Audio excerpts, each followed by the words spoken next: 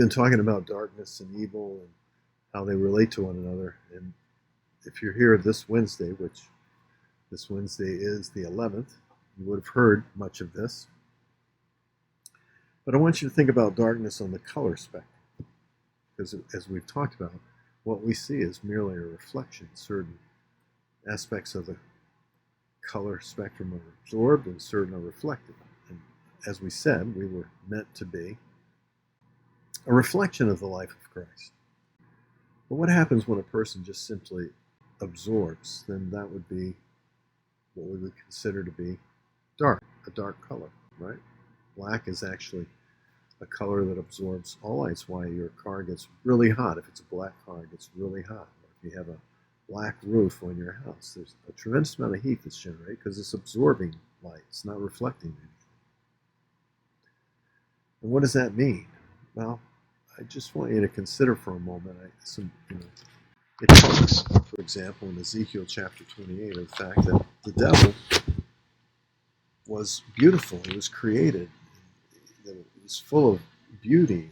God had a specific purpose and a position for him. He was the anointed cherub. But then there was corruption that was found within him. He began to promulgate propaganda, or propagandize, if you will, other angels. We know that a third fell with him. But it also talks about the fact that he was destroyed. Literally, it says that I brought fire from the midst of you, and it's consumed you. That's, by the way, in verse 18 of Ezekiel 28. I think that's very interesting. What happens when a person just simply takes all the goodness that God gives to them? Because there's much goodness. And one of the aspects, that we've talked about in the past, is that, people will just simply be ungrateful. What happens when we the goodness that God has passed on to us, and we're just simply, we absorb it? We talked about in Jeremiah 17 and verse 6 and on that a person who puts his faith in the arm of his flesh can't see good. What happens when all of the goodness that God has entrusted to us is just absorbed? All the benefits, the privileges, the life that we have, the ability to work, the families, relationships, and we just see people strictly from the viewpoint of what we can get from them, or how we benefit from it, or what's important to us. Then you know what? I think it consumes us, much like the devil. We weren't created to absorb the goodness of God. We were created to reflect it. We were created to be a display of it. We were created to manifest it to other people and to this world around us. We were created to literally show forth, to have the veil of our misunderstanding removed so that we can be changed into the very glory and image of Jesus Christ in 2 Corinthians 3 and verse 17 and 18. We were created for that.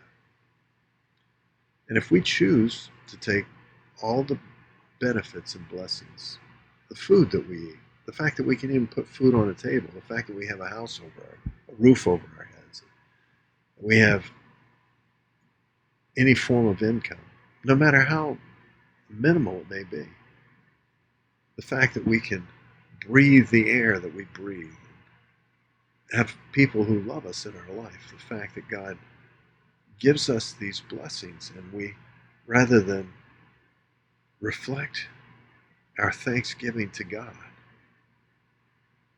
our respect for His goodness, we absorb them, selfishly absorb them.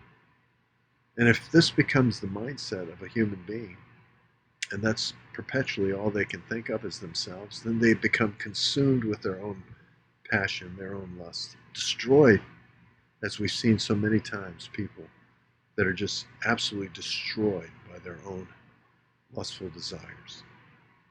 Isn't that what truly happens when it says in Romans 1 and verse 18 and on through 21 that God revealed Himself, they rejected the revelation, they chose to acknowledge themselves above God, and as a result, their foolish heart was darkened. They absorbed all the goodness of God,